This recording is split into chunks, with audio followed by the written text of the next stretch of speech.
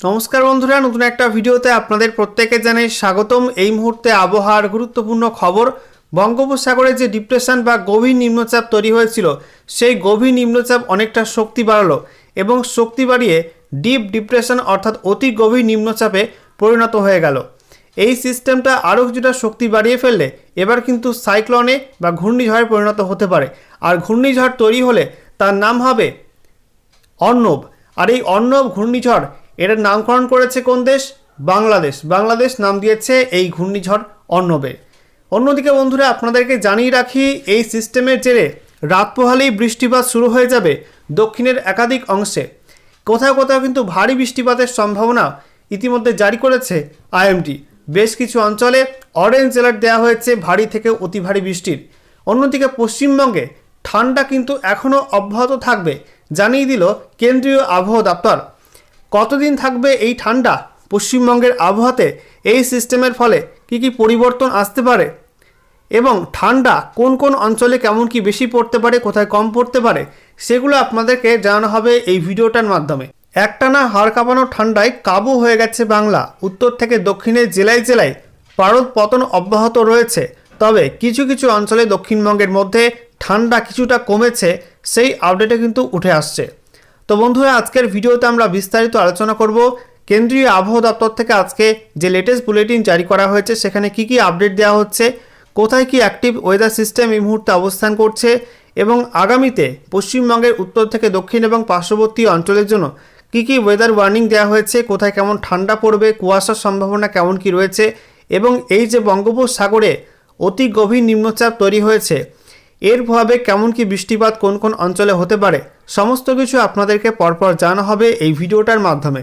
তো ভিডিওটা ভালো লাগলে এবং ইনফরমেটিভ বলে মনে হলে অবশ্যই আপনারা ভিডিওটা একটি করে লাইক করে দেবেন। অবশ্যই ভিডিওটি প্রচুর শেয়ার করবেন। সেই সঙ্গে নতুন দর্শক হয়ে থাকলে লেটেস্ট ভিডিওর আপডেট সর্বপ্রথমে পাওয়ার জন্য চ্যানেলটিকে সাবস্ক্রাইব করে নিয়ে পাশে থাকা বেল আইকনে ক্লিক করে অল নোটিফিকেশান অপশানটিকে অন করে রাখবেন। লেটেস্ট আপডেট আপনারা সবার প্রথমে পেয়ে যাবেন।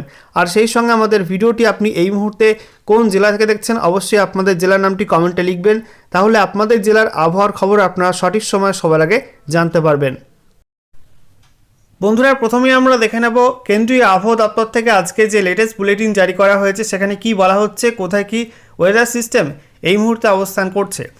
তো বলা হচ্ছে, দক্ষিণ পূর্ব বঙ্গোপসাগর সংলগ্ন পূর্ব ভারত মহাসাগরের যে নিরক্ষীয় অঞ্চল রয়েছে, সেই অঞ্চলের উপরে যে গভীর নিম্নচাপ বা ডিপ্রেশন অবস্থান করছিল, সেই ডিপ্রেশন কিন্তু অবস্থান পরিবর্তন করেছে।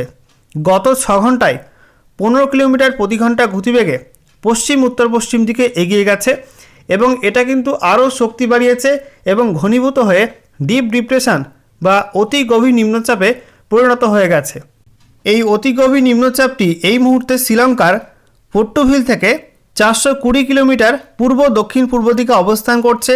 অন্যদিকে শ্রীলঙ্কার বাট্টিকালোয়া থেকে 470 কিলোমিটার পূর্ব দক্ষিণ পূর্ব দিকে অবস্থান করছে। একই সঙ্গে শ্রীলঙ্কার হাম্বানটোটা থেকে 470 কিলোমিটার পূর্ব দক্ষিণ পূর্ব দিকে অবস্থান করছে। শ্রীলঙ্কার চিকোমালে থেকে 570 কিলোমিটার দক্ষিণ পূর্ব দিকে অবস্থান করছে এবং পডুচেরির কারাইকাল থেকে 860 কিলোমিটার দক্ষিণ পূর্ব দিকে অবস্থান করছে। সেই সঙ্গে তামিলনাড়ুর চেন্নাই থেকে 1020 কিলোমিটার দক্ষিণ দক্ষিণ পূর্ব দিকে অবস্থান করছে এই অতি গভীর নিম্নচাপ। বলা হচ্ছে আগামী 36 ঘন্টার মধ্যে এই সিস্টেমটা কিন্তু আরও পশ্চিম উত্তর পশ্চিম দিকে এগিয়ে যাবে এবং দক্ষিণ পশ্চিম বঙ্গোপসাগর সংলগ্ন অঞ্চলে অবস্থান করবে। এরপরে এটা শ্রীলঙ্কা উপকূল ক্রস করবে হাম্বানটোটা এবং কালমুনাই এই অঞ্চলের মধ্যবর্তী অংশ দিয়ে আগামীকাল 9 জানুয়ারি 2026 সন্ধ্যা অথবা রাতের মধ্যে আঘাত হানতে পারে। এছাড়া বলা হচ্ছে একটা পশ্চিমী ঝঞ্ঝা বা নতুন WD ঘূর্ণাবর্ত বা সাইক্লোনিক সার্কুলেশন রূপে অবস্থান করছে জম্মু এবং সংলগ্ন অঞ্চলের ওপরে। এটা সমুদ্রপৃষ্ঠ থেকে 3.1 থেকে 5.8 কিলোমিটার মধ্যে অবস্থান করছে। এছাড়া একটা সাবট্রপিক্যাল ওয়েস্টার্লি জেট স্টিম রয়েছে, যেটা উত্তর ভারতের ওপর অবস্থান করছে সমুদ্রপৃষ্ঠ থেকে 12.6 কিলোমিটার পর্যন্ত উচ্চতায় এবং এটার গতি 140 নটস। এছাড়া আরও একটা সাইক্লোনিক সার্কুলেশন বা ঘূর্ণাবর্ত রয়েছে ত্রিপুরা এবং সংলগ্ন বাংলাদেশের ওপরে। এটা সমুদ্রপৃষ্ঠ থেকে 1.5 কিলোমিটার পর্যন্ত উচ্চতায় অবস্থান করছে। এছাড়া বলা হচ্ছে আগামীতে পশ্চিম হিমালয় সংলগ্ন অঞ্চলে বৃষ্টিপাত বাড়বে। সেই সঙ্গে কেরালা, তামিলনাড়ু, লাক্ষাদ্বীপ এবং নিকোবর দ্বীপপুঞ্জে বৃষ্টির মাত্রা বাড়বে। এবারে আমরা দেখে নেব নতুন করে কী কী ওয়েদার ওয়ার্নিং দেওয়া হলো, একই সঙ্গে শীতের আপডেট কী রয়েছে, কোথায় শীত বাড়বে কোথায় কমবে সেটা আমরা একটু দেখে নেব। তো বলা হচ্ছে আগামীকাল 9 জানুয়ারি থেকে 11 জানুয়ারি পর্যন্ত এই 3 দিন 9, 10, 11 এই 3 দিন তামিলনাড়ুর মধ্যে বিক্ষিপ্তভাবে বজ্রবিদ্যুৎ সহ বৃষ্টিপাত হবে, সেই সঙ্গে বিক্ষিপ্ত ভারী বৃষ্টিও হবে। একই সঙ্গে তামিলনাড়ুর মধ্যে বলা হয়েছে বিক্ষিপ্তভাবে ভারী থেকে অতি ভারী বৃষ্টিও হতে পারে 10ই জানুয়ারি। কেরালা এবং মাহে এর ওপরে 10ই জানুয়ারি বিক্ষিপ্তভাবে ভারী বৃষ্টিপাতের সম্ভাবনা রয়েছে। এছাড়া বলা হচ্ছে উত্তর পশ্চিম ভারতে এবং উত্তর পূর্ব ভারতের রাজ্যগুলোয় আগামী দিনগুলিতে শীতে কিন্তু কোনো পরিবর্তন হবে না, যেমন ঠান্ডা আছে তেমন ঠান্ডা অব্যাহত থাকবে। এছাড়া বলা হচ্ছে সেন্ট্রাল ইন্ডিয়ার ক্ষেত্রে অর্থাৎ মধ্য ভারতে আগামী 3 দিনে 2 থেকে 3 ডিগ্রি সেলসিয়াস তাপমাত্রা বাড়বে, অর্থাৎ শীত কিন্তু কিছুটা ছন্দপতন হবে মধ্য ভারতে। এবং তার পরবর্তী 2 দিনে বলা হয়েছে আবারও কিন্তু কিছুটা বাড়বে, 2 ডিগ্রি সেলসিয়াস তাপমাত্রা আরও বাড়বে এবং তার পরবর্তী সময় কিন্তু আর তাপমাত্রা পরিবর্তনের সম্ভাবনা নেই। অর্থাৎ মধ্য ভারতে আস্তে আস্তে কিন্তু শীত কিছুটা ছন্দপতন করবে, কিছুটা শীত কিন্তু কমে যাবে মধ্য ভারতের মধ্যে, মধ্যপ্রদেশ, ছত্তিশগড়, বিদর্ভ এই অঞ্চলটায়। এছাড়া বলা হচ্ছে পূর্ব ভারতে আগামী 3 দিনে সর্বনিম্ন তাপমাত্রা কোনো পরিবর্তন হবে না, অর্থাৎ শীত আগামী 3 দিন কিন্তু পূর্ব ভারতে একই রকম থাকবে। পশ্চিমবঙ্গ, বিহার, ঝাড়খণ্ড, ওড়িশা এই রাজ্যগুলোয় একই রকম তীব্র ঠান্ডা অব্যাহত থাকবে আগামী 3 দিন। এছাড়া বলা হচ্ছে তার পরবর্তী সময় কিন্তু তাপমাত্রা কিছুটা বাড়বে, পরবর্তী 2 দিনে 2 ডিগ্রি তাপমাত্রা বাড়তে পারে এবং তারপরে আর কোনো পরিবর্তনের সম্ভাবনা নেই। এছাড়া বলা হচ্ছে আগামী 3 দিনে গুজরাট রাজ্যে সর্বনিম্ন তাপমাত্রায় খুব একটা পরিবর্তন হবে না, তবে তার পরবর্তী 4 দিনে 2 থেকে 3 ডিগ্রি সেলসিয়াস তাপমাত্রা বাড়তে পারে। এছাড়া মহারাষ্ট্রে আগামী 24 ঘন্টার মধ্যে সর্বনিম্ন তাপমাত্রা বা শীতে কোনো পরিবর্তন হবে না, তবে তার পরবর্তী সময়ে 2 থেকে 3 ডিগ্রি সেলসিয়াস তাপমাত্রা বাড়তে পারে। বন্ধুরা, এবারে ম্যাপ থেকে আপনাদেরকে দেখাবো নতুন করে কী কী ওয়েদার ওয়ার্নিং দেওয়া হয়েছে এবং কোন কোন অঞ্চলে কেমন কী বৃষ্টিপাত হবে আগামী দিনগুলিতে পরপর আপনাদেরকে ম্যাপ থেকে দেখাবো। তো দেখতে পাচ্ছেন আজকে 8ই জানুয়ারি 2026, বাকি সময়টা আমরা দেখতে পাচ্ছি পশ্চিমবঙ্গের উত্তরের জেলাগুলোয় বিক্ষিপ্ত ঘন কুয়াশার হলুদ সতর্কবার্তা জারি করা হয়েছে, তবে দক্ষিণবঙ্গে কোনো ওয়ার্নিং নেই। এছাড়া আমরা দেখতে পাচ্ছি দক্ষিণবঙ্গে কিছু কিছু অংশে বিশেষ করে পশ্চিমাঞ্চলের জেলাগুলোয় দিনের বেলা কিন্তু তীব্র ঠান্ডা থাকার সম্ভাবনা রয়েছে অন্যান্য জেলার তুলনায়, ঠিক আছে। এছাড়া বলা হচ্ছে বিহারে ঘন কুয়াশার অরেঞ্জ অ্যালার্ট বা কমলা সতর্কবার্তা রয়েছে। ঝাড়খণ্ড এবং ওড়িশার মধ্যে বলা হয়েছে দিনের বেলা প্রবল ঠান্ডা থাকবে এবং উত্তর পূর্ব ভারতের মধ্যে অরুণাচল প্রদেশ বাদে বাকি প্রত্যেক রাজ্যে কিন্তু ঘন কুয়াশার হলুদ সতর্কবার্তা দেওয়া হয়েছে এবং আসামের মধ্যে, মেঘালয়ের মধ্যে কিন্তু কিছু কিছু স্থানে গ্রাউন্ড ফ্রস্ট হতে পারে, অর্থাৎ মাটিতে কিন্তু বরফে আবৃত থাকতে পারে, অর্থাৎ বরফ ঢাকা থাকতে পারে মাটি। সেই সঙ্গে আমরা দেখতে পাচ্ছি তামিলনাড়ুতে বিক্ষিপ্ত ভারী বৃষ্টি হলুদ সতর্কবার্তা দেওয়া হয়েছে। একই সঙ্গে বৃষ্টিপাতের পূর্বাভাসে বলা হয়েছে তামিলনাড়ুর মধ্যে। সেই সঙ্গে আমরা দেখতে পাচ্ছি কারাইকাল এবং আন্দামান নিকোবর দ্বীপপুঞ্জে বিক্ষিপ্ত বৃষ্টিপাতের সম্ভাবনা রয়েছে।